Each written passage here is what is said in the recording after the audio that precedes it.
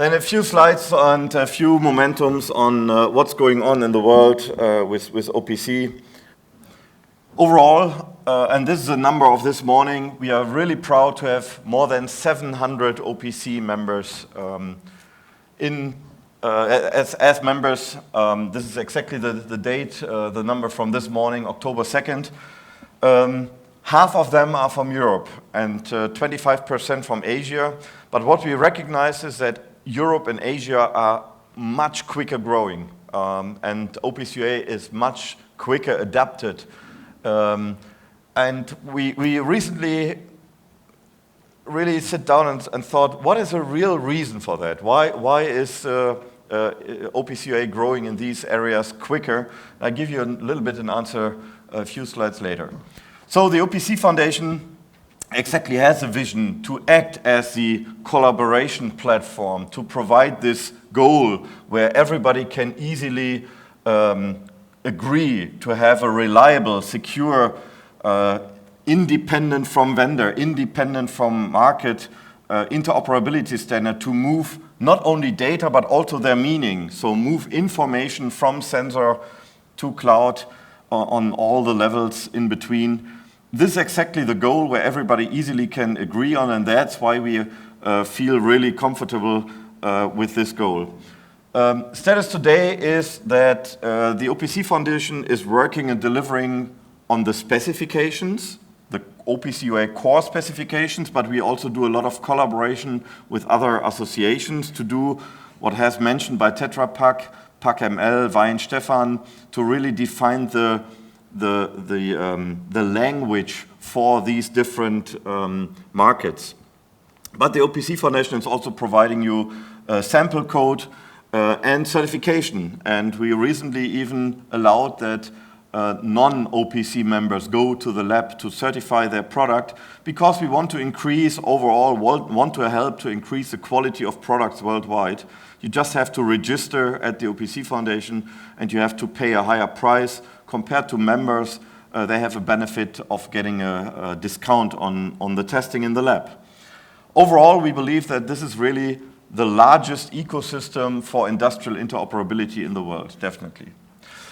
If you have seen the Board of Directors 2019, we have extended the board by 3 board members. So we have Rockwell, Schneider, and ABB now also on the Board of Directors to really cover the world in different industries. And you will see also later on when Peter Lutz is doing his presentation that there's massive activity in the level of field level communication initiative. As mentioned, the OPC Foundation is the largest ecosystem. We have this slide with all the logo members in the next room, so maybe you can find your logo, right? And if you don't find your logo, you are not a member, or you forgot to provide us a logo. That could be another option. Yeah, but please have a look there, and I think it makes sense you join the OPC Foundation. The big question is, why should you join the OPC Foundation? Because if specifications are free of charge available when they have been released, and if you can go to the lab to certify your product, which you are building as you need to ramp a quick start up and you buy a toolkit, and all the toolkit vendors are here available as a sponsor. You can talk to them. So why should you join the OPC Foundation? And this is a really fantastic answer from Volkswagen, who joined us as the 600 members. And the idea is exactly being a member of the OPC Foundation really enables you to have early information. This is the key.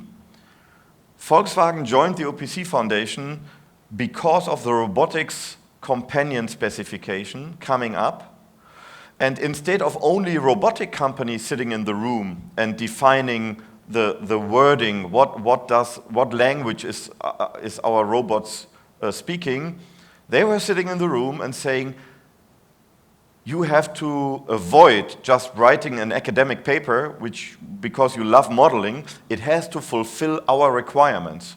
It has to be useful for us. It has to fulfill our use cases. And here are our use cases. So they actively participated in the group and influenced the group to go into the direction they want to have as end users. By the way, Volkswagen was not the only company in the room. It was also Mercedes and other from the automotive industry. And so that's why there was so much power behind that. Within just a year, they made a prototype, and within 2 years, they got the specification released. So bringing the ecosystem together and knowing what is happening in 2-3 years in my industry, this is exactly the biggest key to be a part of the OPC Foundation. The challenge for us and for me as a president right now is how can we grow the organization worldwide? How can we find people who want to work in this non-profit organization where a lot of the majority of all the work is done by volunteers. So what we started is a so-called expert program where we right now have 25 colleagues around the globe. And if you want to start with OPC UA and you need help and you say, okay, where can I find somebody? Go to that webpage and then figure out, okay, you want to have somebody who speaks Italy maybe, and then figure out who is here an expert in Italy. Or you say, I need a dedicated expert for robotics, and then you say, okay, I will go to another one who is lives in a different region, but he has dedicated, he has mentioned that he's a robot expert, right? So go to that webpage. And if there are other experts in the room and you say, hey, I want to be on the list because I can provide services which you sell to your potential customers, then just contact us and let us know. There's a lot of more information in the OPC web. You find all information, how the OPC Foundation is structured. So everything is transparent. That's exactly one of the benefits that you can review everything, the charters, who is responsible for what. So it is not dominated by one major automation company. It is not dominated by the big vendors. It is not dominated by whoever. Being independent is one of the biggest success stories of the OPC Foundation. Short overview what's going on in the world, and I'm doing this a little bit quick because at the end OPC UA is everywhere around the world. This year it was a pleasure for me. It was the first time in South Africa. Now you say, hey, what is going on there? Well, they do mining. And mining, there is a mining OPC UA companion specification. And of course, they are also very actively there, and all the big players of automation companies are very active in South Africa. And there was a conference, and yeah, OPC UA was a speaking topic there. Going a little bit here through the world, obviously OPC UA is set as a mandatory requirement in the German Industry 4.0. And this is really different to all the other regions in the world. And this has definitely been one of the factors to accelerate the adoption of OPC UA.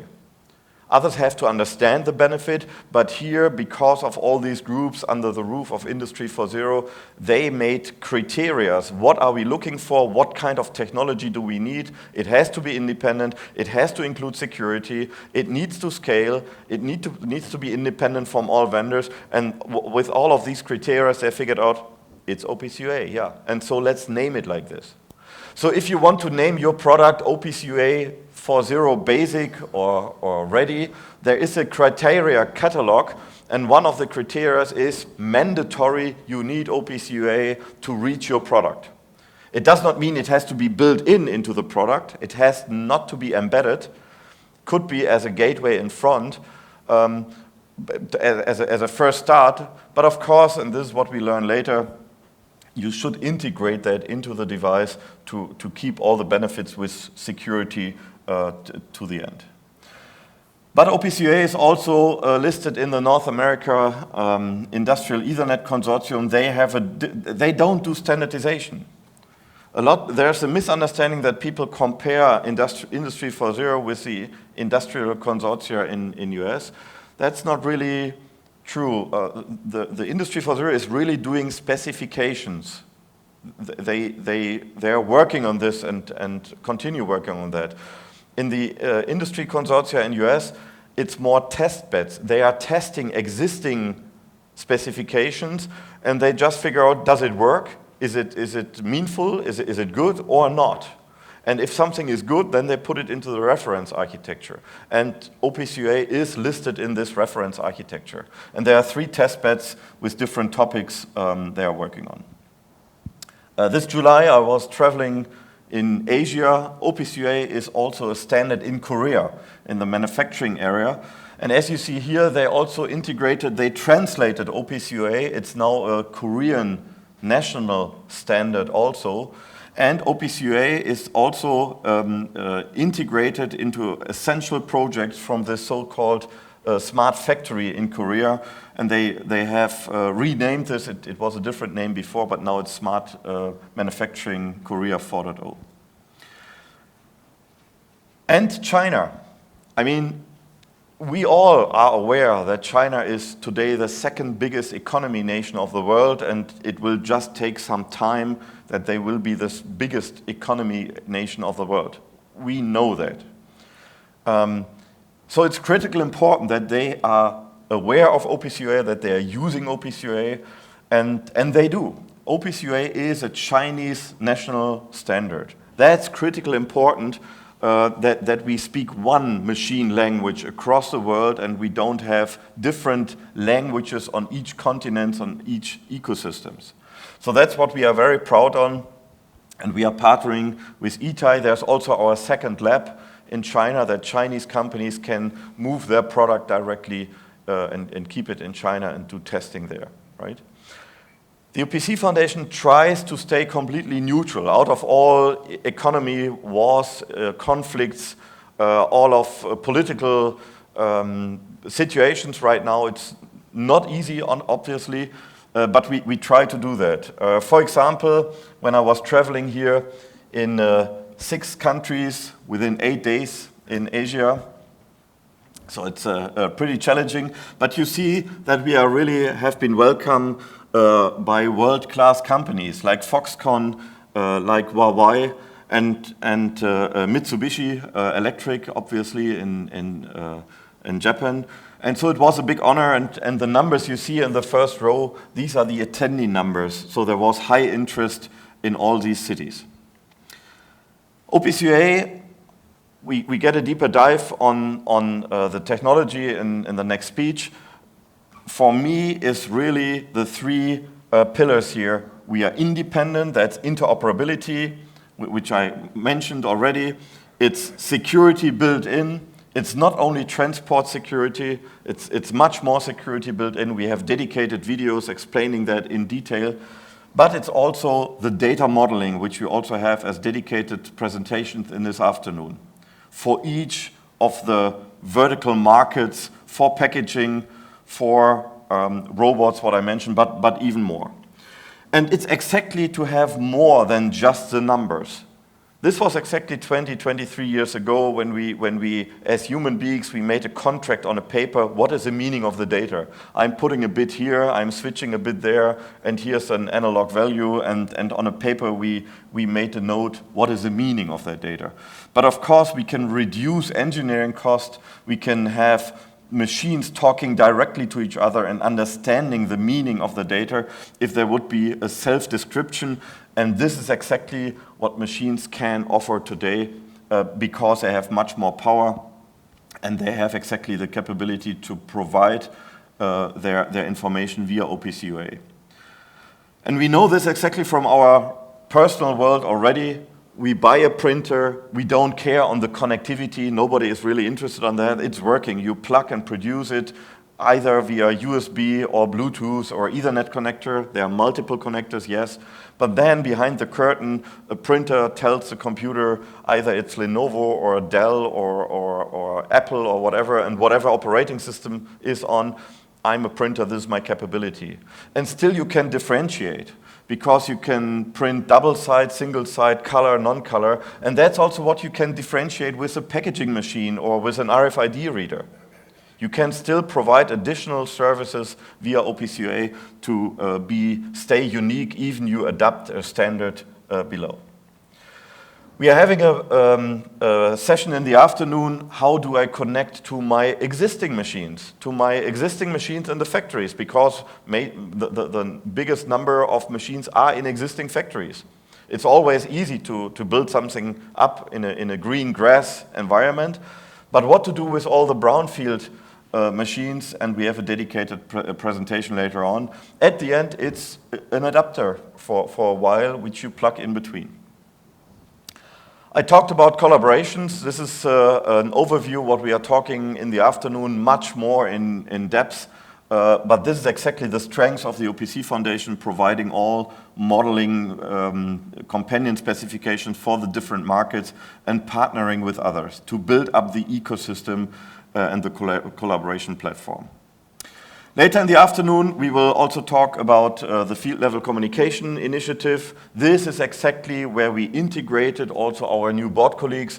And this is an initiative we started in 2018, so you have here ABB, Beckhoff, Mitsubishi, Rockwell, Siemens, Schneider on one stage in peace, and everybody's talking with each other, because the OPC Foundation is a neutral ground where everybody can talk to each other. And we will have a dedicated presentation later on from Peter Lutz about this initiative. But definitely, as you see here, OPC Foundation is going down with deterministic safety and motion into the field level. Roadmap, the OPC Foundation has published the roadmap on their web. It's public available, you can just go there.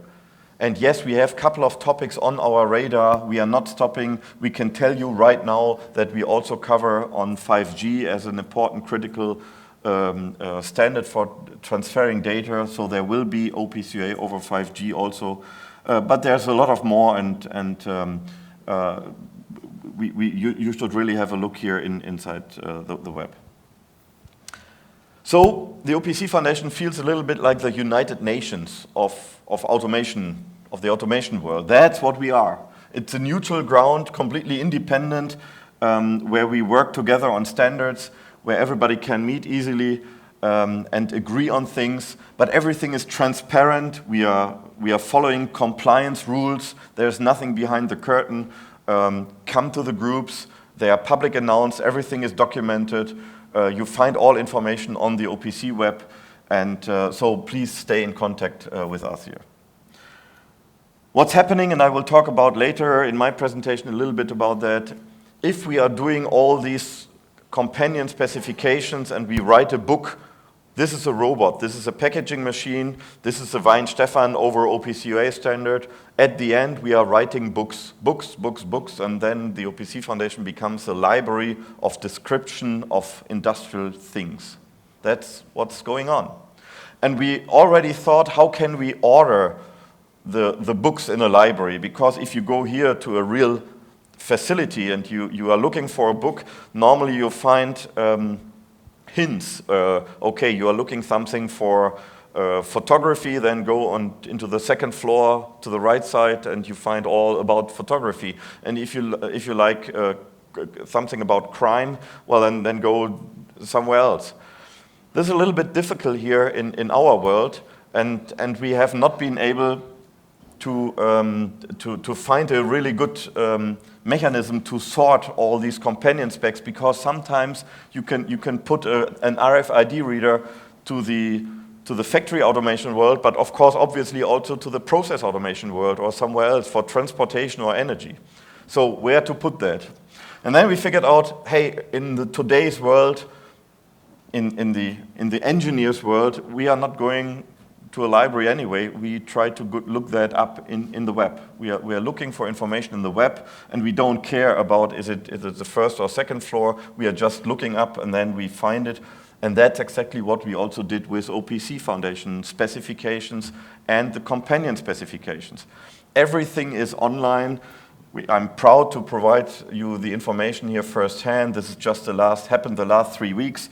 So if you go to the online, to the reference.opcfoundation.org, you find all companion specifications, released companion specifications being uploaded as a document.